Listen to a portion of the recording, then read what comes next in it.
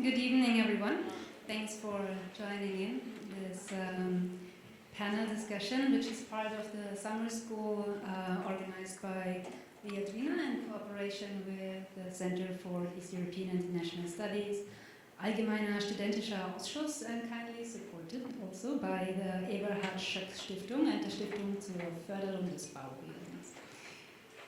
Thanks especially to Stefan Henkel and Kirill Repin, who made the day here at SOIS, but as far as I understood, also like the major part of the summer school possible in the first place. A very special thanks goes to our guests and speakers tonight in our roundtable on war, reconstruction, and feminist futures.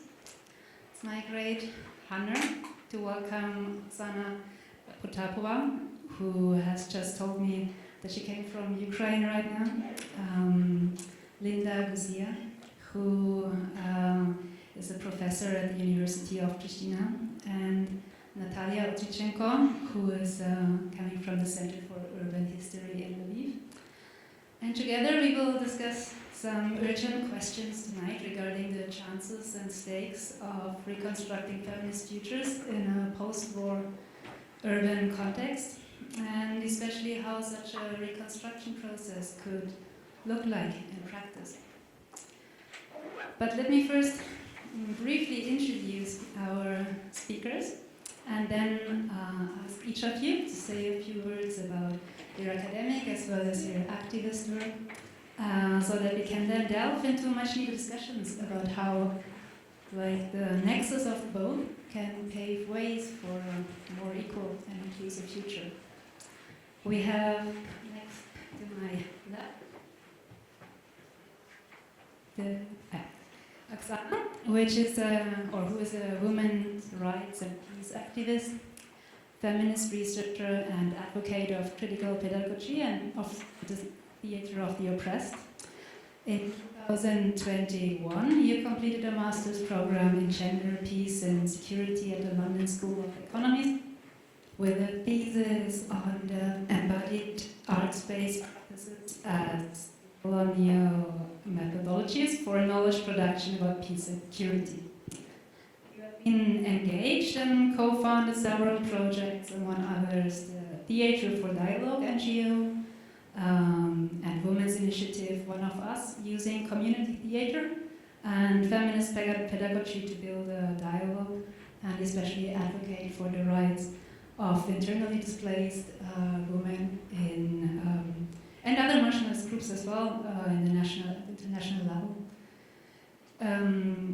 So in your work you apply and develop embodied feminist methodologies, and I would like to ask you to tell us more about your approach and how this looks in practice in an applied way. It would be great if you could also share your experience and potential challenges in combining activism and your research on feminist peace and grassroots movements in the context of Ukraine. Our next speaker is Linda, who is a feminist scholar and sociologist. She is the head of the Department of Sociology at the University of Pristina. And your research focuses on topics of gender, activism, memory, space, violence. You also co-founded the university program for gender studies at the University of Pristina, where you bring together exactly what we want to discuss tonight as well, which is this question of how to build synergies between activism and research, and how social involvement through feminist theories and practice can look like. And I think you recently published a book with the title Women in the Moment, and women's activism during the 1990s in Kosovo touches upon these questions as well. So for you, I would like you to share some insights with us, because you have been actively researching and taking part in women's activism in Kosovo for more than 2 decades now. And I would like to ask you to tell us a bit more about how feminist activism has changed over time. What have been the major challenges, and what do you, if you look back nowadays, to what has been achieved, what have been the challenges, like how do you feel about the process of your activism, also the vulnerabilities that it includes. And I would like to ask you also to touch upon the generational question. You as maybe one of the first generation activists. And super old. well, that's not meaning that you're super old, but you're full of experience. I look forward to hear more about the experiences. Later on,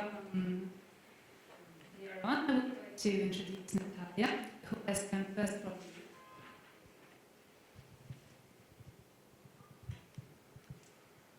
working at the Center for Urban History, as I mentioned before, and your research very much applies oral history as a means to study urban sociology and to understand the socio-spatial transformation in the socialist and post-socialist space in Lviv, but also beyond. And then with the mass-scale destruction of urban, social and human life as a result of Russia's war in Ukraine, your research has shifted a bit, as far as I understood, from examining how expert knowledge that was needed to plan and develop and maintain the city towards issues of public participation and the controversies that are emerging around urban planning reforms in the context of the war. So given that we hear a lot about the dissatisfaction also among people in Ukraine regarding the reconstruction programs that are ongoing, it would be great if you could tell us or share some of these controversies with us. What is it that shapes the discussion and the public discourse about reconstruction in Ukraine? And again, also how you combine in your work activism and research, and where do you see hopes for the coming into being of a feminist utopia in Ukraine? So with this, I would like to open not only the discussion, but also to give you space to introduce yourself and your work and what you would like the audience to know about you. And I'm very much looking forward to creating a space here of mutual learning from each other, because all of you come with a lot of experience, with a lot of maybe also questions to one another. So let's create a space of exchange. Ideally, at the end of the night, we have some ideas about how to create synergies, not only between activism and research, but also between us as we come together here tonight. And maybe Oksana, if you want to start. Thank you. Is this working? Yes, it's working. Can you remind me of the focus of the questions that you would like me to answer? Because we went through everyone. And yeah. It was about your approach of embodied feminist methodologies, and what experience have you made with it? How does this look like in practice? How can we get a better understanding of what is the embodied dimension of your feminist approach? Yeah, thank you. I realized that part of my challenge is that half of the audience is people from the summer school who already heard my lecture, and I also don't want to make it boring for you, so I'll try to say things that you haven't heard, but sorry if some of it will be already not very new to you. And thank you for the invitation to this important discussion, where I'm trying to think about how to, in whatever we speak, how this can be of learning, not only in the context of Ukraine specifically, but in the context of what it means to look at an ongoing war or a post-war context from this critical feminist and interdisciplinary approach. And I must say that my reflections and academic engagement with this really comes from experience and practice to begin with, and I think it's also indicative of how solutions or how approaches can develop in contexts that are fragile or that are very volatile. In my case, my work with methodology, the main engagement that I started with is theatre of the oppressed, as you mentioned, which is a critical theatre method that focuses on both an embodied and affective ways to reflect, but also to focus on the experiences of groups that experience particular oppressions. So it's not only about how we do it, using the body and why it's important, but also which bodies and which experiences and which narratives we center in this work. And the idea of this approach is to really understand what are the narratives beyond the mainstream, the stories beyond the mainstream. And in my case, this work started when I felt really moved personally as well as somebody growing up in the Donetsk region of Ukraine, the Donetsk Oblast, and being affected by the armed conflict and the war that started in 2014, and observing the social narratives around the internally displaced people and the policies around the state policies around integration and dialogue with the internally displaced people at the time. I felt compelled to intervene in these narratives as well, but not from the perspective of, okay, let me tell you, how this should be, but what can we do to create spaces to center voices of these communities? And a lot of this work was first a way to build dialogue within groups of the internally displaced people. Later, I focused more specifically on gendered experiences. And then it became a process of knowledge production by also the initiative of the groups who realized that these kinds of workshops where we focused on individual stories and then derived collective experiences from those stories, presented them to the communities, that it was a way of intervening into the narratives and the discussions, and later also into policies, which was also important for us. At a certain stage, we started working with legislative theater, which is one of the formats of theater of the oppressed, and really through direct experiences to be in dialogue with state policies and with policymakers.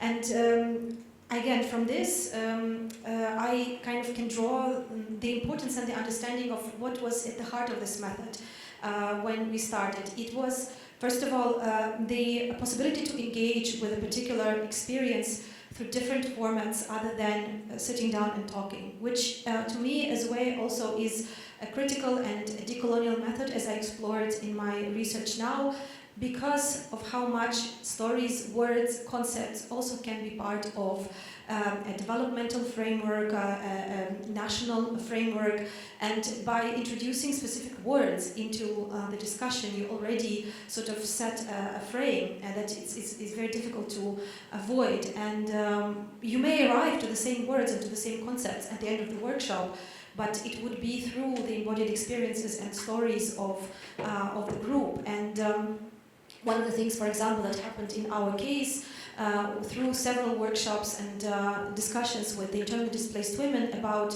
such concepts as security, peace, very, very broad concepts, is we started talking about the care work and the situations that happened to women when they ended up in new communities without the networks of support of their relatives, grandmothers, etc., and without access to kindergartens and schools, and that limited their own participation in other spheres of life. But it wasn't until we started sharing these stories and connecting them to economic vulnerability that we understood that what we're actually discussing is what has been theorized in academia as, feminist approaches to security, human security. We didn't know these words at the time. And this is the second part of my kind of understanding, is that it's not, I don't want to idealize or kind of exoticize these embodied approaches as something, ooh, wow, amazing, but it is about a different way of engaging with knowledge and connecting it to reflexivity and to theory. Because, again, I have seen that these approaches can be instrumentalized, can serve kind of mainstream narratives of let's come together and have theater, and it will be an educational project or like a pacifying experience. So it's really important also to have in the back of our mind what is the framework or what is the political position that the person using these methods comes in with. In my case, again, it was partly framed in theater of the oppressed, and later on I started engaging with feminist decolonial approaches to understand how and why continuing to research through the body is a way to be more radical in producing knowledge. Other examples include, for example, a workshop we held at Viadrina just a week ago with some of the people here, where we talked about learning and unlearning, and then we started to play with each other and through our own experiences and memories and stories to discover what infrastructure or what settings in the city allow us to learn better or to integrate our knowledge or to discover something about ourselves. And we came up with some of the understandings that I think urban planners in the room knew already. That nature, for example, or green infrastructure is part of learning infrastructure. It's a very important part of learning infrastructure. But I think the way we arrived to that was very different, was through experiences of the group. And I think one more thing that's very important, and to me is extremely political as well, in producing knowledge this kind of way is when a group goes through this journey together, there is a sense of ownership and a sense of real participation in that knowledge, and in a way a desire to be politically engaged further with what happens to that knowledge or how that knowledge actually impacts the society, because it's not just me sitting for an hour in an interview and then going away and the researcher publishing the article somewhere. It does take an investment, it does take me digging into my experiences and emotions, but also being moved to finally understand I am part of that change, of that systemic change. And so what actually happened through a lot of the work that we have done is that people were mobilized. Those that haven't been active politically or in activism, many of these women, for example, became parts of grassroots organizations, initiatives, and have come to activism in such a way. So it is about also recognizing this affective dimension of politics and how knowledge production from below and collective knowledge production can be a very mobilizing process. And I realize that I think probably need to close, but I just want to mention a couple of challenges I think that I'm facing right now, because I have been asked also at the lecture whether I continue this work on a practical level, and it's a challenge for me because I have kind of put it on pause in this big scale when I started to be more engaged in academia, but also when the full-scale invasion happened.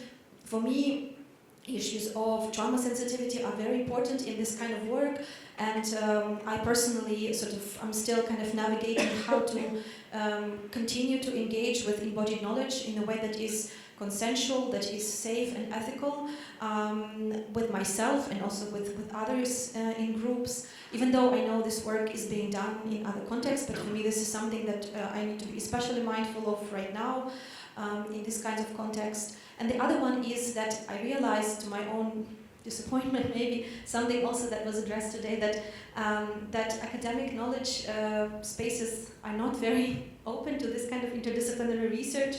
So my challenge now and my desire is to build that bridge of, can I make these kinds of approaches more included in the kind of research I want to do, and what does it entail in terms of methodological, ethical approaches to my research. And I'm in a place where I'm really struggling with that and experiencing in my own body a lot of the limitations that sort of the system of knowledge production imposes on you.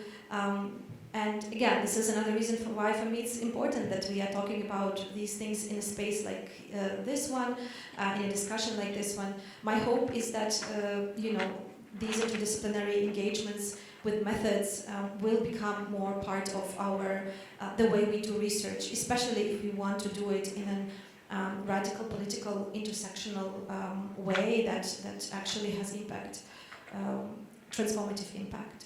I think I'll stop here. Thank you. Yeah, thank you so much. And I think that summer schools, as the Viadrina has provided, are starting grounds for testing such more radical, if it is even radical, approaches. No? It is, why is it radical if it is so much touching upon all issues of everyday life, research and intimacy. So thank you very much for these insights and for sharing your experiences with embodied approaches, and especially I think what you mentioned about learning infrastructures of the city and how you feel becoming part of something and you care and it matters and a story is being built in interaction with the built environment around you. That is something that maybe also links to Natalia, who has a lot of experience with like how the urban environment is being a contested ground and how different actors take over the power of defining how it is going to function better or not so good for different actors. Maybe you can continue sharing some of your experiences over the past year in that field of research, but also like most recently. Yeah, good evening, everybody. And we have a luxury to have this event uninterrupted. Because all the time when we have public discussions in Ukraine, they started with announcement. In case of air alarm, you should move into a bomb shelter. And if you are lucky enough, you have a bomb shelter immediately in the place where you are having an event. So here we do not need to move. We can sit here and we can enjoy this hour and a half of talking to each other. But I might pick up a little bit on this idea of embeddedness. How can I share my embedded experience of last 18 months of living in Ukraine? How can I share with you this experience of being in the bomb shelter, of hearing the explosions, of being stuck with my own body and understanding the very endlessness of my existence here and now?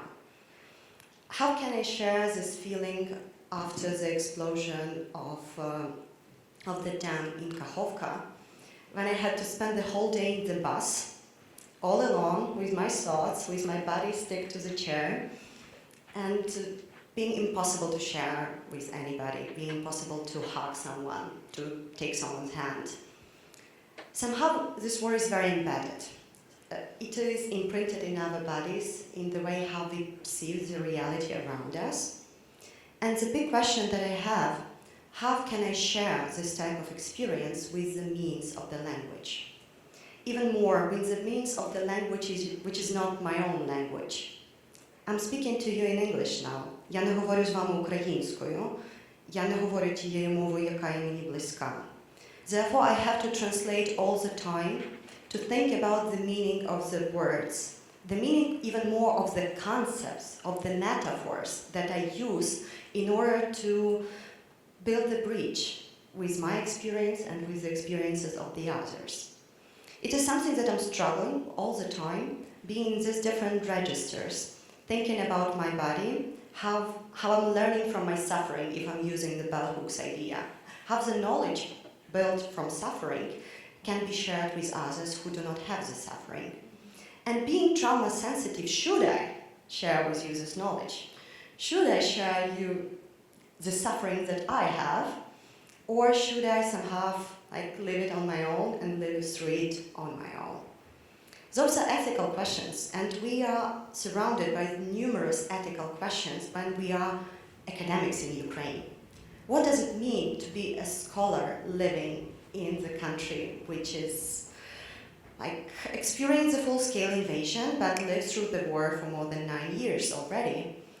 How can you be sensitive enough not to fall into violent abstraction when you think about the way how you describe the experience of other people?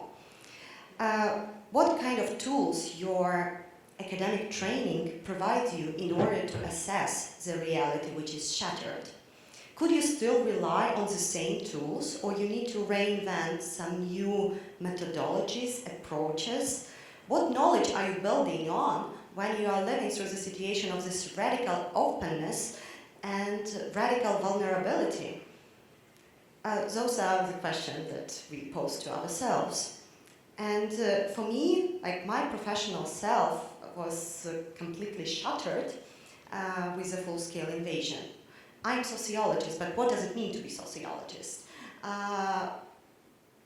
You ask us the questions about how our activist self, professional selves, multiple selves, are interconnected, how your civic identity is enacted and endangered, how your gender identity is endangered in the situation when you are a woman in the country which is affected by the war, have your gender identity and your sex gives you an opportunity to be here.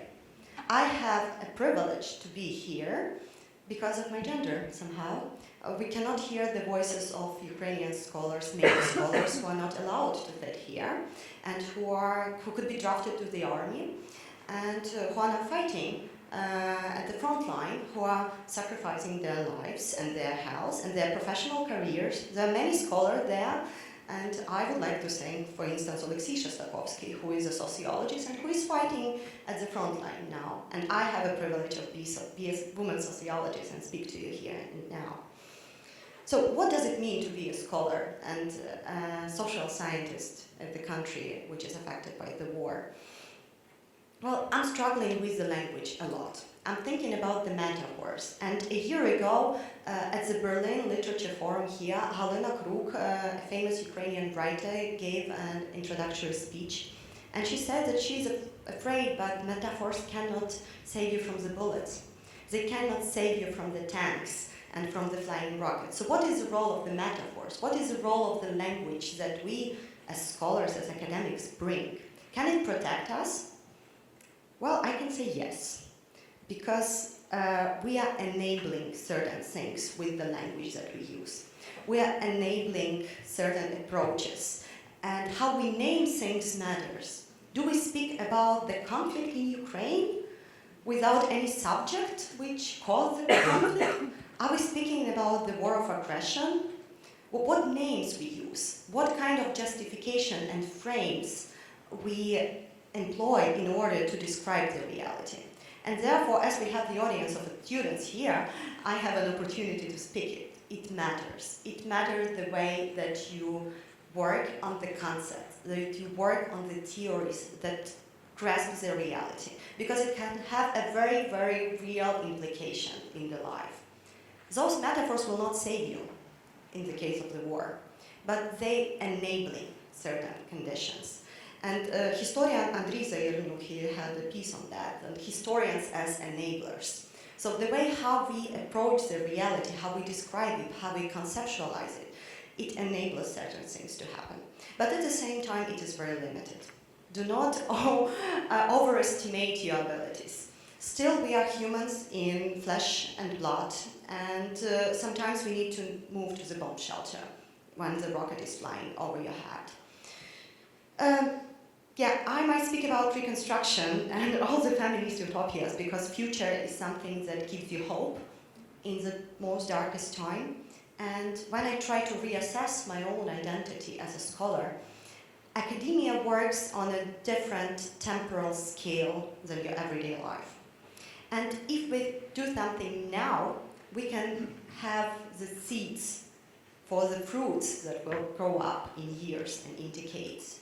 So doing something here and now, we enable certain things for the future. And we can discuss about these utopias of the future in the next round, but I think I will stop here.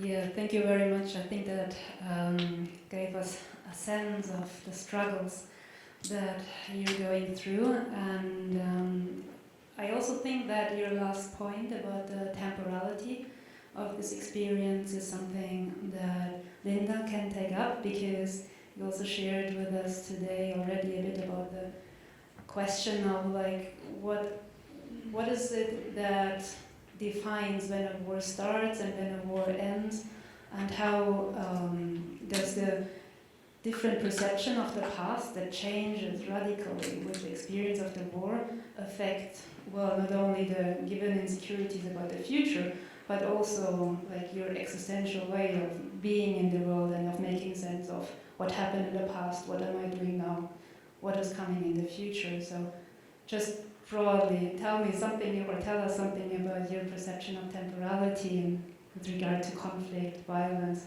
in Kosovo. Thank you. I have this, I'm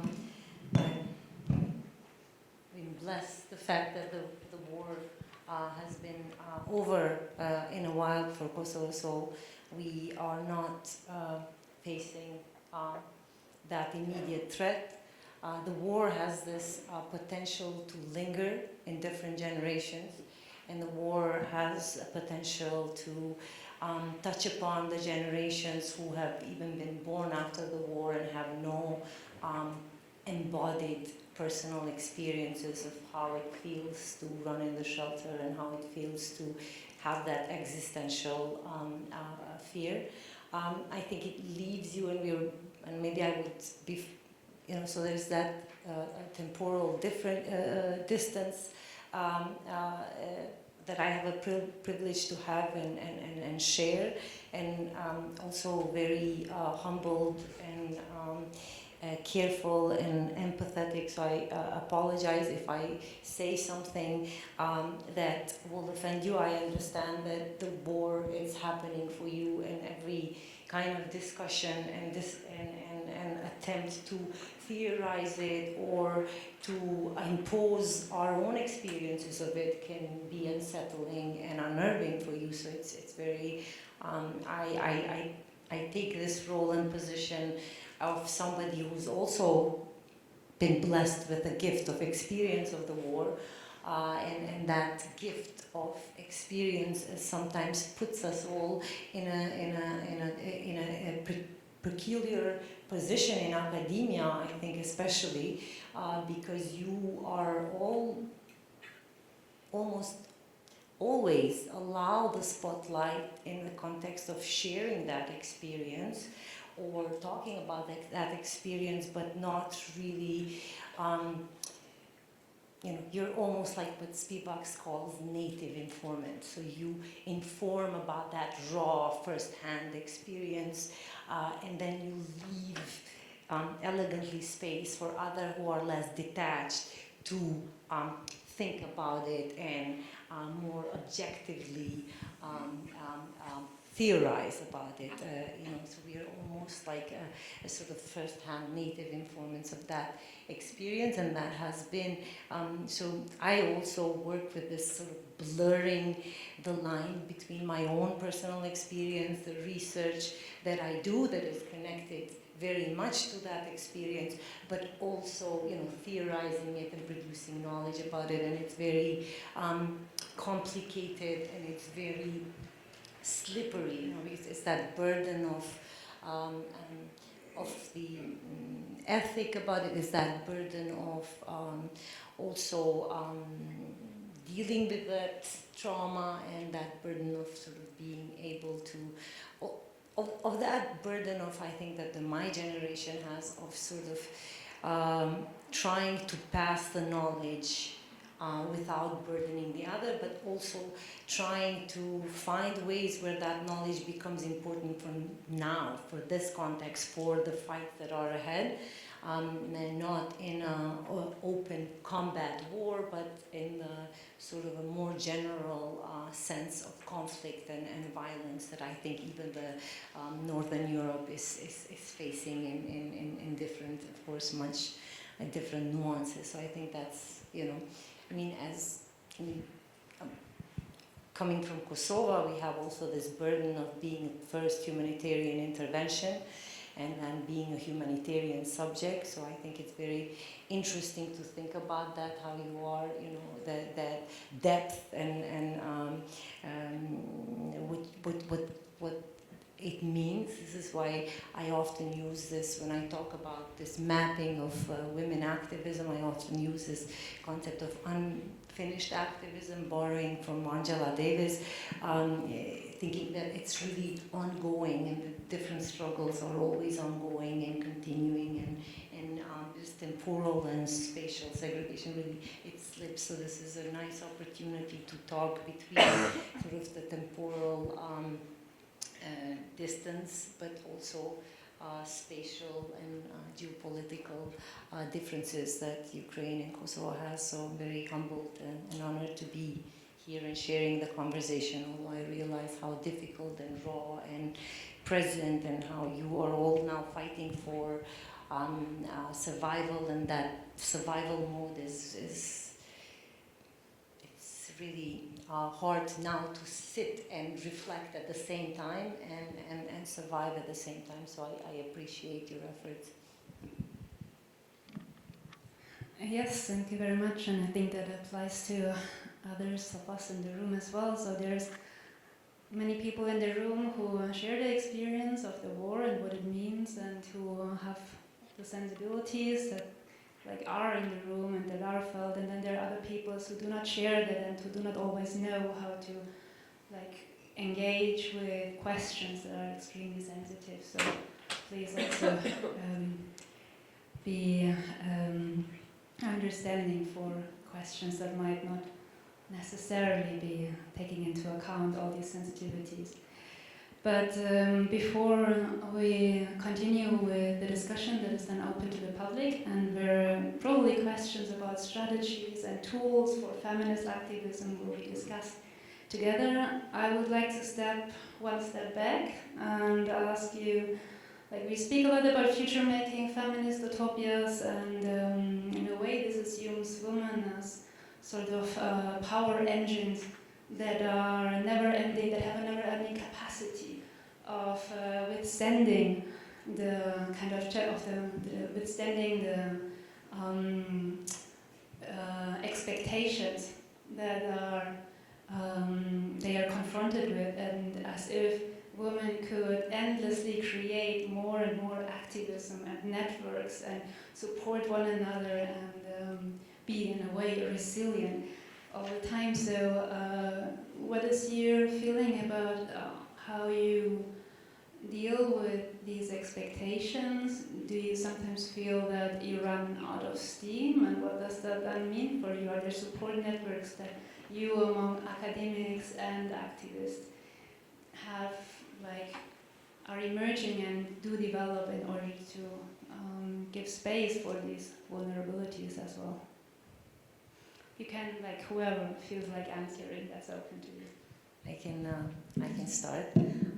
Well, I mean, it's the war, the conflict always places this very contradictory expectations about women, and they are contradictory indeed. You know, there's like this motherhood, the sacrifice, and gender equity, but then this sort of well-being and survival. So it's very the expectations, local, international expectations within the group, expectations in the feminist sort of international groups and solidarities are completely different. So it's very hard to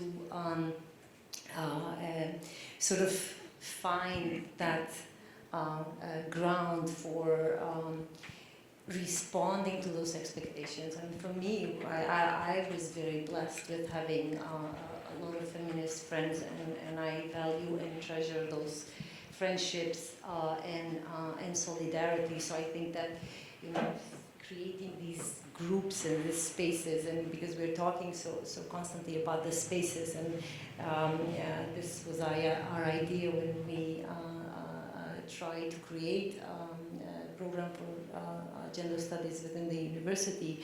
And it's a space that is shrinking and expanding all the time, because it takes so much effort and so much energy to keep it open. But it's such an important space, and spaces of when people come together and perform that solidarity and discussions and self-reflections are super important for the feminist movement, but also bridging differences and forging solidarities.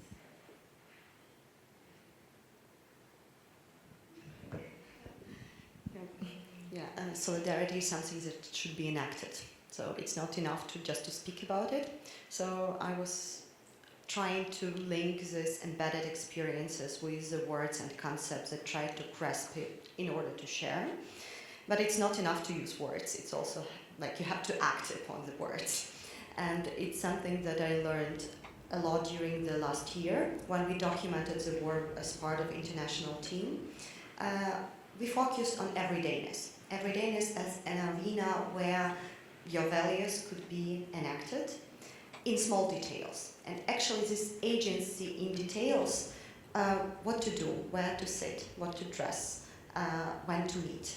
So the small details through which your agency can be performed as part of society, as part of community. But speaking about this embeddedness and the need to have this utopia of future as a collective effort. So how can you bridge these different embedded experiences even within one society? Not to speaking about sharing it with someone who do not have this experience, but basically your experience is just your experience. How can you build a space for society with radically different type of the war experiences? Speaking about people who lived in different geographies, who were under occupation, who lived through tortures, people who lived through constant bombing, people who left Ukraine, people who joined the army. So very different experiences had to be brought together in order to have this collective future, this collective utopia, or utopia as a tool. Actually, we do not use utopia as an image, as a bright future, as a known place, an island somewhere with ideal society which lives together, but rather utopia as a tool that helps you imagine things differently, but still you cannot start from the blank page.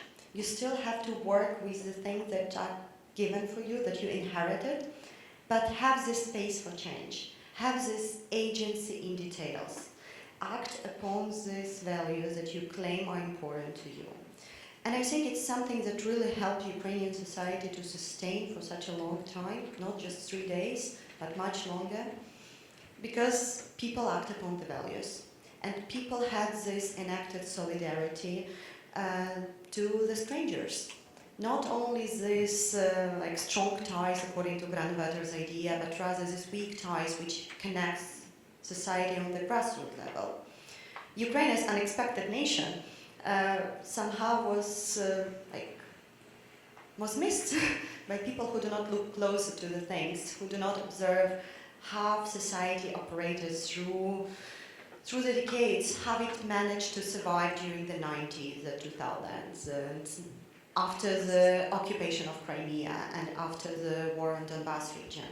So this grassroots and this solidarity in action in details was something that really helped people to sustain. And I think it's something that we can build upon, that we can build on this experience. We can somehow rely not only on the activism, we have to institutionalize the things in order them to last longer than we live.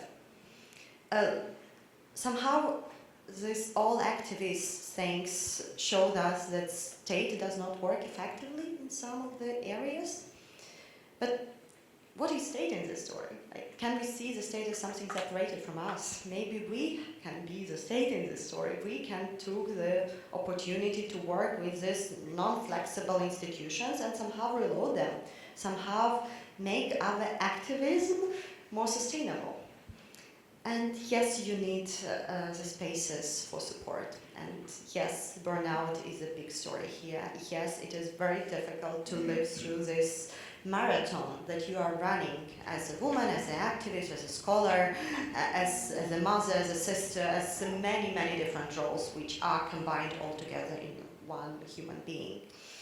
I still see hope, even though those experiences, embedded experiences, are very different, and even though there's a possibility for a conflict.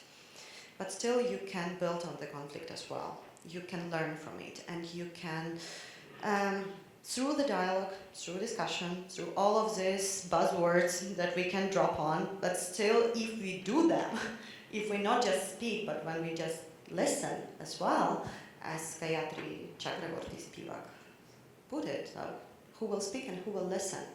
Who will listen in this story? And yeah, we can dream together and we can discuss together through the words and through the concepts that we can coin as part of this open discussion. Thank you very much for these words of hope.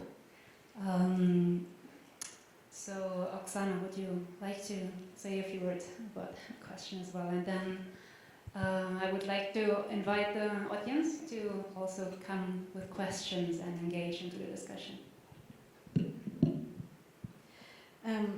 Believe it or not, you mentioned two words, hope and resilience, with which I have engaged both effectively and a little bit academically. So I want to start with hope. By exploring it a year ago, or around a year ago, also looking at our project of theater and how we focused on security and peace, but from the everyday. One of the things that I realized, and I started exploring it academically as well because I wanted to figure out what it is that constructs hope. I was looking for hope for myself, and I'm still looking for it actually now, after a year and a half of full-scale invasion. And one thing that I found in literature, and I was looking for the name of the book. The author is Mary Zugnazi. I don't remember exactly the name of the book, but it's a brilliant collection of essays, conversations with different philosophers and academics about their visions of hope. And one thing that a lot of them speak about is hope being a future-oriented project, like we mentioned, that requires a certain attachment to an object in the future in order to have that hope. But at the same time, this is something that starts from today, so there is that connection. And for me, the interesting discovery in exploring that was, while we can attach ourselves, and it can be hopeful and useful for us to attach ourselves to a project of the future, the energy for that project actually starts here. So focusing on the everyday and being attentive to what it is that we are doing already that gives us hope, or what it is that we are missing, what needs are not being met, needs of our communities, what voices are not being heard, are the building blocks towards that project, that hopeful project of the future. Because like many other future-oriented projects, including projects of security or, a good state, or, now it's recovery of Ukraine, these can be very much co-opted and taken up by structures of power and those who have more access to discourses. So again, this constant bridge between the future and today I think is important, and it also speaks to the importance of what was mentioned already, of institutionalizing or actually creating sustainable space for that very everyday democracy to live and to thrive. Because that is a constant praxis of, doing something on the ground, engaging with the communities, figuring something out, and having the resources and the ability to implement that and learn from it and do it again. It's never like a monolith, one-time monument that we are building. And in this conversation comes the concept of resilience, which I actually really resent from a feminist perspective. And also the group from Viadrinicum will remember our conversation in the class where I referenced another brilliant text by Sarah Brake. It's called Bouncing Back, Vulnerability and Resistance in Times of Resilience, where she actually quotes an unknown poster in New Orleans which says, "Stop calling me resilient. Because every time you do that, it means you can put something else on me. I am not resilient."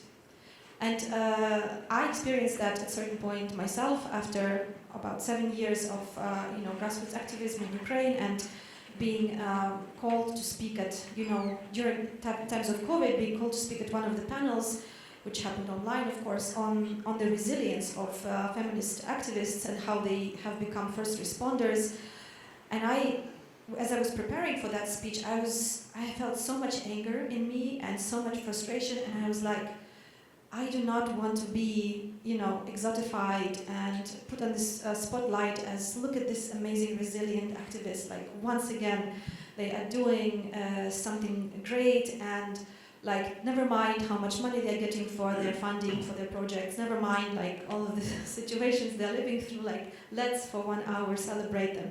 And that started in me this critical reflection of what resilience actually means and who names yourself resilient. And I think we cannot deny that this resilience has been owned by Ukrainian society and communities, for sure. And again, as already has been mentioned, that when it comes from below, when it comes from the people, and when we know what makes us strong, it's just very much something to own. But I think for me the danger is when this expectation of resilience kind of continues, and the moment the ability to respond to the crisis turns into, oh, okay, so you are so strong, that means you can endure this and that, and you're not going to need any structural support or any institutions to actually take over what you have been doing. And to me that there is a great danger in that discourse when it becomes part of both the narrative of individual kind of well-being, the narrative of vulnerability that is individualized, as well as a narrative of a political economic system. In fact, to me, like, these reflections and these conversations and this academic engagement led me all the way to, like, okay, from a standpoint of resilience, what kind of society are we building? Is it a society that expects every citizen to be resilient on their own and to manage and deal with their issues, or like with their family vulnerabilities, with their care responsibilities, sort of behind closed doors? Or are we building a resilient society where these services and these vulnerabilities are collectively shared? And that is both part of, as I mentioned, like the discourse, as well as politics, and as well as economics. And there we enter like a whole new level of discussions and advocacy. But for me, making those connections on how big decisions in my country might affect me individually and my resilience, and the resilience of so many women and men and queer people that I know, is what kind of also propels me to continue advocating and being both a scholar and an activist, and yeah, making those connections for what for me the utopia, for example, would be some kind of vision of a more caring society or care-based society in so many different ways. And again, we can have a different conversation of what that means, but it did come from the understanding of how much I actually rely on collective care and community care in times of my own vulnerability, and that I think everyone deserves that kind of collective support, both from communities, the state, or local communities, and from others. So, yeah, I think this is one vision I'm holding on to and constantly reinventing for myself. Thank you. Thank you very much, all three of you. So are there questions in the audience? Yes. Someone wants to start the discussion. Tatiana.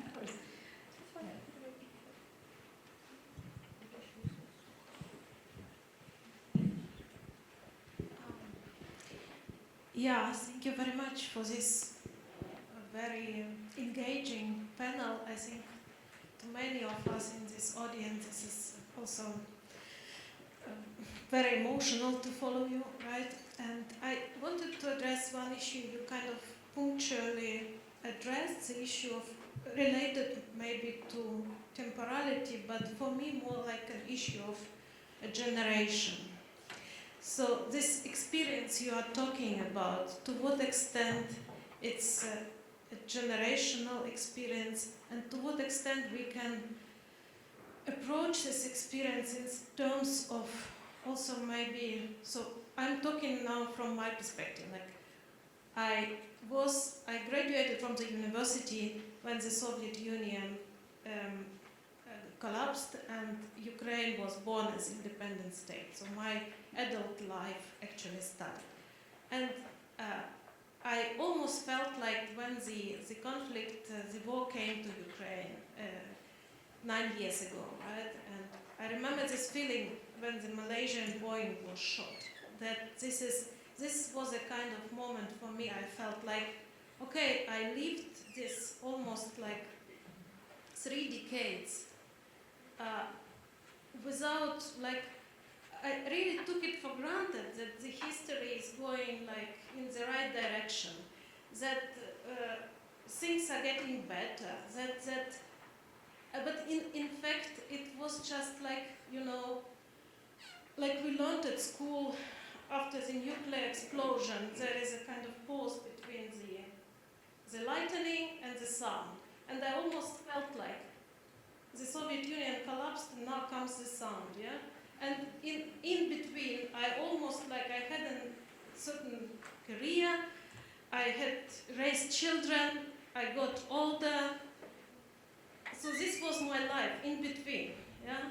And I almost felt like there's some kind of generational responsibility also for what is happening, because we were, yeah, we took things for granted, we went abroad to build our careers, we stayed maybe in Ukraine, but we did not care about politics, we thought somehow we have other things. So how could it happen that the generation of our children, and again in my case, like my generation, we are having children in their late 20s maybe, and for me it's like the generation in Ukraine which is probably bearing the burden, those who are fighting, so boys in their late 20s, beginning of 30s, yeah. This is the age, yeah, where I think they are serving in the army now on the front. So thinking about the generation of our children, the generation of our parents, whom we often blamed for being like socialized in Soviet times, you know, they had no idea about activism, they kind of believed newspapers and TV and this was this saying in Ukraine, if you want to help Ukraine, hide your grandma's passport, yeah, then don't let her vote. Yeah? But now again this generation is probably the most vulnerable in Ukraine because yeah, there is some kind of social welfare, but often these people are left to themselves, yeah? And if they don't have like family support. So I'm thinking about these generational experiences and also this issue of yeah, who bears the burden and who bears more responsibility in this situation. I'm sorry if my question is probably too amorph. Is that for all of us or for me? Because I talk more about it. I think whoever wants to. I think maybe start. Thank you. No, and it's to be honest, I didn't want to deal with the past and the war, and the war in Ukraine. The war in Ukraine really reminds us all about fragility of the peace and the threat of things collapsing. I mean, Eastern Europe has once again become the sort of the battlefield of ideologies, and we are, I think, globally, collectively, are living in the world that is more uncertain than it was while, you know, in the 80s, in the 90s. I think that we are now again facing that incredible fragility, and I think that for me the burden of bringing the past into the conversation with the sort of what we call the Kosovo post-memory generation is precisely talking about what is that combination of circumstances, you know, and it's always bad economy, it's always the falling of the ideology, and it's always irresponsible leaders. Is this trinity that really, and we've seen it happening in all the wars that we can account for in 20th century.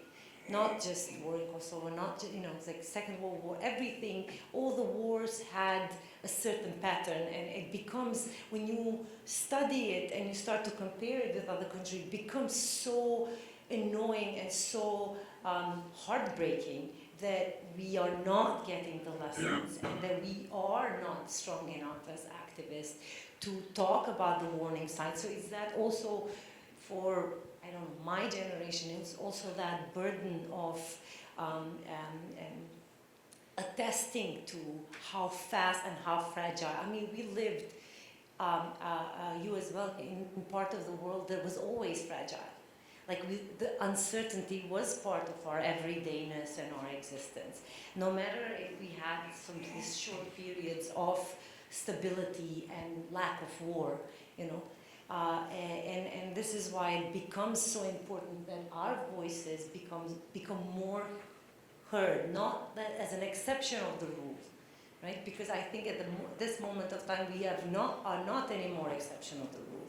That the authoritarian regimes, that far right is rising in Europe, that we have, you know, even the Northern Europe that thinks of itself as so democratic and untouchable can crumble and is fragile. And I think that we know that, and then we can contribute to discussing how fragile everything is and how important it is to react before everything falls apart. So, yeah, just stop now.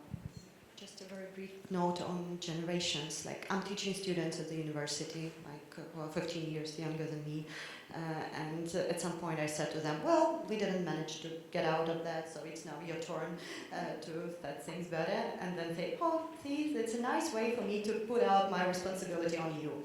So I think it's a big tension between responsibilizing people and also expecting some of the support when you are vulnerable. And for myself, I see it's a big tension. You cannot expect that people will do everything on their own, so they will have like the resilience or whatever the word you might pick to deal with the challenges on everyday life, base to base, and be active all the time. Still, sometimes you just need to step back and expect that as a society we organize ourselves, and some things are managed by someone else. You shouldn't be responsible for everything. So the way how you navigate between this level of where is my responsibility as a citizen, as an activist, as a scholar, and where I can share this responsibility with someone else, and where I can expect support and help and care. And I love the concept of care, and I'm using it all the time, this idea of ethics of care. I understand how sometimes it could be misleading, and it could be hacked as well, because care is very hierarchical. And how can you build it? Gender for sure. And how can you build this ethics of care, which is more an interactive care, a care which is in a dialogue with another party, so you are not putting someone in a position of, oh, I'm caring for you and now you do not have voice, so please be thankful for my care. How can you do it more as relational? And also, like Joan Tronte, I think, she developed this 5 concepts of how you care in a more egalitarian way, in a more relational way, not in a hierarchy that I'm caring for you, that's why please be thankful and be in this position. So I'm not sure if it is about generation, just my brief answer to this big question. I want to add also, first of all, I want to thank you for your comment and question, and for this metaphor of the explosion and the sound. It was so vivid for me, like I almost felt this, like this wave on my body, like this is kind of what we are experiencing now.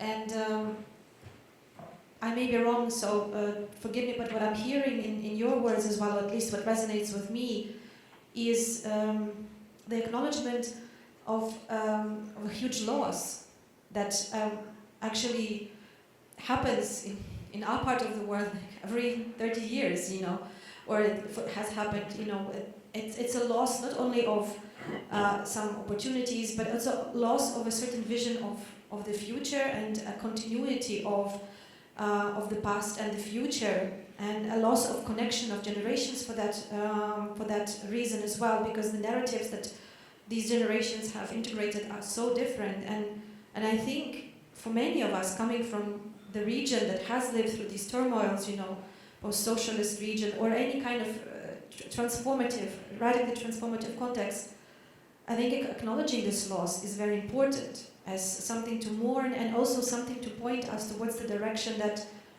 I think there is in that loss a longing for a connection, a longing for these kinds of bridges. And here I want to share a story of actually how we are trying to work with it also in one of the feminist structures that I'm a part of, and it emerged as well as a desire for collective support and care of grassroots feminist activists in Ukraine. It's called Ukrainian Feminist Network for Freedom and Democracy, but the name is not so important. We met for the first time in the summer in the Carpathian Mountains, and before we got into what drives us, what our activist goals, we had a session where we answered two questions. One of them was, if I had a conversation with my grandmother right now, if I could ask her, what kept you going? What was your motivation to continue with your life through everything you lived for? What supported you? What would she answer? Our grandmothers were not in the room, but it was an imaginary conversation. And the second question we asked later is, if I were to be interviewed by my granddaughter in 3 generations about my time now, what I am doing and how I'm living out my values, what I would say. And those stories brought up so many interesting knowledges also about individual and collective histories of women, collective histories of our country. For example, one of the things that many of us realized, speaking of continuity, is that many of us have not had the luxury of inheriting wealth, like houses or property, because so many families have been like raskulachili, whatever is the English word, their wealth has been reappropriated. They have been, in some cases, families have been executed or sent to gulag, and just seeing how much that is part of ongoing economic injustice. It's also a knowledge about our colonial past and how it impacts us today. Some of us were sitting there and were like, crap, I could have been rich if it wasn't for 100 years of imperial and unjust economic policies. And that is both grieving and also striving us towards a kind of future that we want, an economically just future, for example, or a future where these stories are not lost. And to me, those kinds of conversations and that kind of zooming out and making connections between generations gives me a lot of hope, because it no longer seems like broken stories of, one generation lived something, turn the page, now we have to struggle with the same. We see the continuity, and we also see our contribution. And the other thing I want to say that has also, I have been reflecting a lot because of my own positionality of being in Ukraine and then being attached to a research institution outside of Ukraine, and who am I? To me, for example, and learning also about solidarities of other movements, decolonial feminist movements, I see that these transnational connections are extremely important in building the future. So I really want to, and I know inside Ukraine, and I'm sure there was also conversations like this in other conflict contexts, this binary is very strong. Did you stay in the country or did you leave? And what this means for you and for your patriotism, etc., etc. It's a polarizing conversation. But for me, acknowledging restarting borders, I'm sure you know what I'm talking about, this blurring of the border of who is actually where and what is this project of a future of Ukraine we are contributing for. And in my understanding, the role of knowledge producers like yourself and those who have had access to international arena is extremely important right now. Not the least because, let's be very pragmatic from all these utopian conversations, it's the Western governments who are and will be funding a lot of the recovery in the future and are already shaping the agenda. And if they have voices like us here, inviting us to advise and to have conversations, I hope that it will mean a more just future and a more caring future for us as well. So for me, there is a lot of hope in actually reaching out to these networks of generations of experts, different geographies of experts, and seeing all of them all of us as part of this larger community beyond borders. And I don't know, it gives me some hope. I don't know if it does to you, but thank you. Yeah, Yeah, thank you very much. So with what you said, one could even talk of a geography of care in a way, which is very transnational and encouraging by, or fueled by all these different experiences that come up with something that counters the neoliberal narratives of reconstruction and the top-down imposed structures that then kind of ignore local experiences again. But I would like to offer you to pose another question, and maybe you can also introduce yourself briefly before asking the question. Thank you. Hi, my name is Natalia Romanko. I work at the Commit by Midost on the program Vidnova Lab and Vidnova Fellowship. It's fellowship programs for actors of civil society from Ukraine. And we also work with actors who are involved in the recovery process, so this is why your discussion was also very interesting for me, and in my question I would like to come back to the topic of recovery and reconstruction and feminist perspectives or feminist agenda and agency in recovery and reconstruction.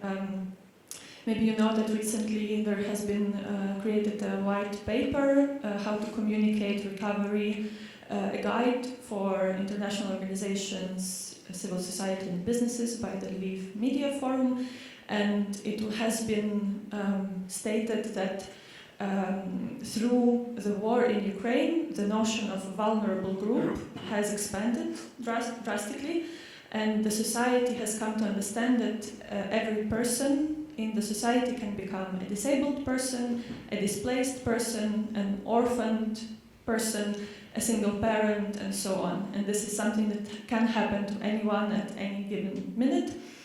And this potentially can lead to the kind of a reboot of a social contract between a person and the state, because we will live in a state for many years and decades to come where almost every citizen is a part of a vulnerable group or can become a part of a vulnerable group. And I'm really interested to hear what role can feminist movement play in this process, because feminism is advocating for the rights of vulnerable groups. And also, are there any works in process in Ukraine to create a feminist vision for recovery in Ukraine? Not only reconstruction of the buildings, but recovery of the society, recovery from the war. And also to hear very much your experience of how has it been in Kosovo in the post-war period. Has it played? What role has it played, and did you manage to come to a more anti-discriminatory, tolerant society for vulnerable groups? Thank you very much.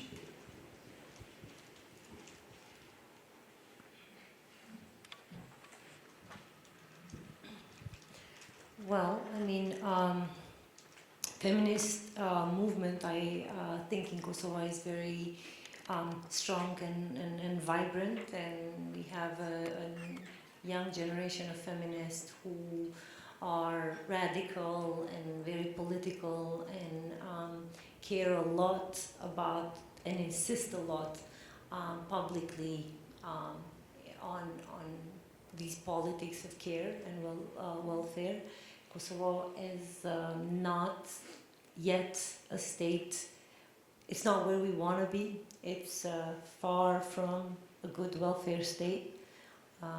Facing a lot of problems with this idea of reconstruction. You know, when you think about reconstruction, the first image when you look at Ukraine is the buildings. Kosovo has no trace that war ever happened in Kosovo because all the buildings are rebuilt. So there's no physical trace of the war, but the war and the destruction that came, so is still lingering and is still there. So we had to go through many different politicians and government and demand for a better representation. And I think we are far from where we want to be, but I think that the feminist movement has really played a role in being watching and being the first to react, being the first one to criticize, being the first one to respond. So I think in that sense, we have created that politics. A lot of the things can be co-opted and appropriated from and really changed under your nose. So there was a lot of that, of sort of appropriation and changing, and not things didn't go always as we planned. But this is what I'm saying. The consequences of sort of the post-war are so deep and so different generation, not just that generation that fought in the war or has experienced the war, but generations to come.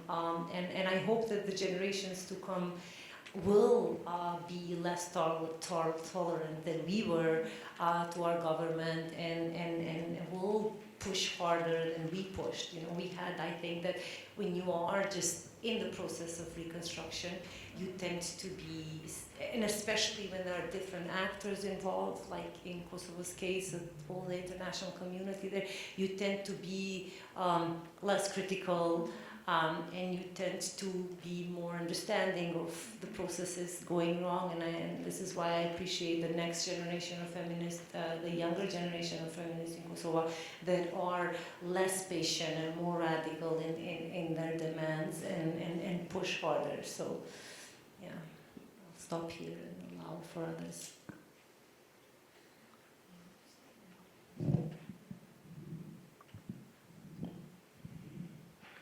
Okay.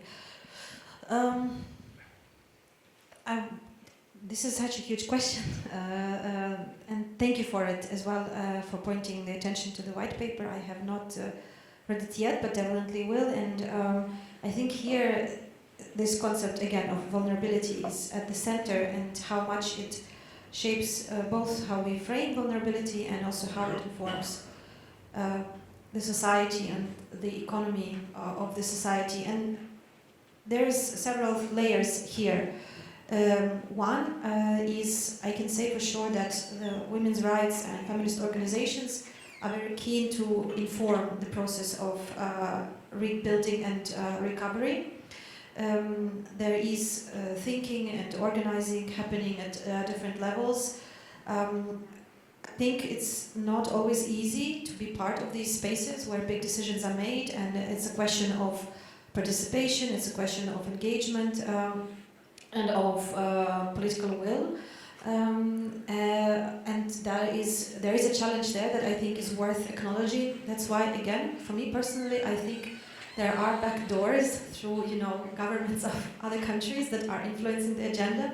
If we can build partnerships, internationally, that can be of support. And another way I think that is worth considering is actually moving away from putting this burden on feminist movement only, and understanding what does it mean in general to think in a feminist way, or in a way of socially just or caring or solidarity society.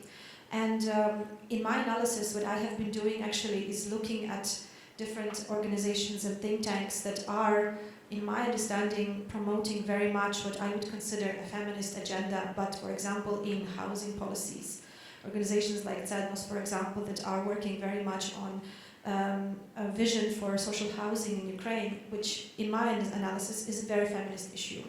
But a feminist civil society, for example, right now doesn't think or isn't engaging on these kind of material or infrastructural issues as much, but these think tanks can be allies, and I think these kinds of allyships need to be built in this moment, because it requires a wide range of expertise in urban planning, in political economy as well. I think feminist political economists are very needed in our context right now, not for the least of it that a lot of these conversations require conversations about resources.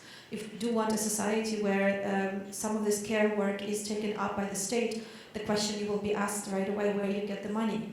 And the narrative right now, the main narrative right now that was heard at the London Recovery Conference, is business will lead way. Just give business the green flag. You know, the corporations will come in, the small businesses on the ground will be created, all these resilient women will become entrepreneurs, and they will be able to, you know, sponsor their own families. Amazing. It's great if that would be the case, but I really highly doubt it, again, because not everybody is a business owner, and businesses and companies have their own interests in mind, and you know, that raises the question of labor rights as well. It basically, like, I think I can say it in this room, even though we're talking about a leftist agenda in Ukraine. We talk about a feminist vision of recovery. We're talking about a progressive political and economic agenda, which brings me to another, in my opinion, huge challenge for us, is we cannot talk about socialism in Ukraine or anything that has to do with anti-capitalist vision of an economy and a society using the same words that the global left is using. I think those of us coming from post-socialist spaces know what I mean. It's a taboo. For me, it's a political suicide in a way, to come out and say, you know, let's have whatever socialist. I know it. I'm advocating for it, but part of the challenge, and I see it right now as a creative challenge, but also as a blog, is for those of us who see that kind of progressive future, is to find ways to create political space for that agenda without remaining on the margins, as the left unfortunately has been remaining on the has been marginalized. It's not that, you know, it's nice to be on that margin, but that is our discourse. And this is where I welcome actual conversations with other activists from the region, like, how do we do that without completely, like, you know, canceling ourselves out in the political space? What words do we use other than human capital? That is the main term for people. You know, how do we build contexts for human capital to return to Ukraine? Come on, like, I don't know. I don't want to use that term, for example, but I don't know what else I can use except for the word people when I talk to government officials about their economic policies. So, like, if you have ideas, please let me know. Proletariat, Oksana. Proletariat. Yes, we'll do that. That will bring you right onto the career of a Minister of Social Policy. But yeah, I think I have also a lot of questions, more than answers. But I'm glad to say that, like, I'm not the only one who has these questions in Ukraine, and I think there are generations, again, speaking of generations, of feminist activists who are, you know, reflecting on these things, and an anti-capitalist agenda is kind of brewing its way into the feminist movement, and I'm hoping that it will be part of a change of narrative, or at least an integration of political economic analysis in mainstream feminist movement in Ukraine, which for me right now I think is lacking. So let's join efforts in whatever we can do from our different positions around that.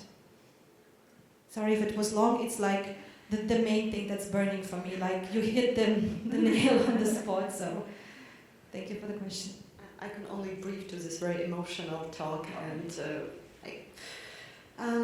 that we have to acknowledge not only present and future that we link together, but also the past. And we already are on the road. So we are not starting from the scratch now, and some of this feminist agenda is already somehow interfering these discussions and becoming part of this new social contract. I'm not sure if we can use the social contract, but rather reassembling the social, the way how we exist together as a society.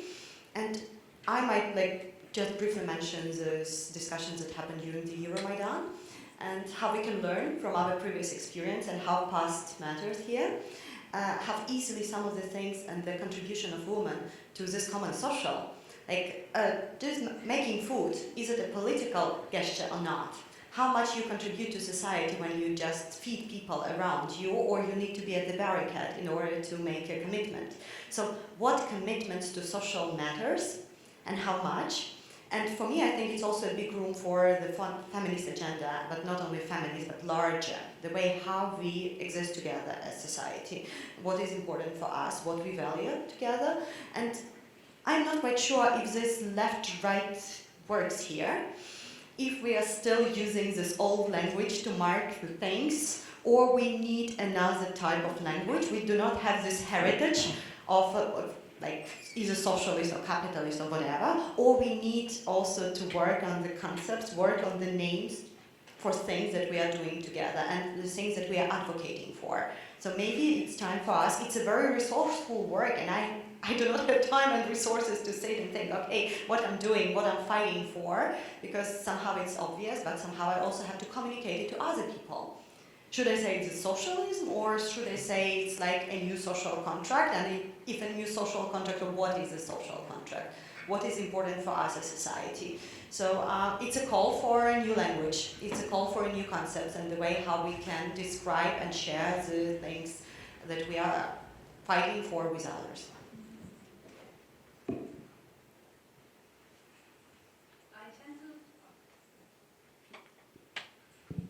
So I tend to say that these were so encouraging and so engaged final words that we take the discussion further on to the next room where there is wine waiting and a lot of space for radical evenings. But I would like to thank you all like full-heartedly for your coming here, for your time, for your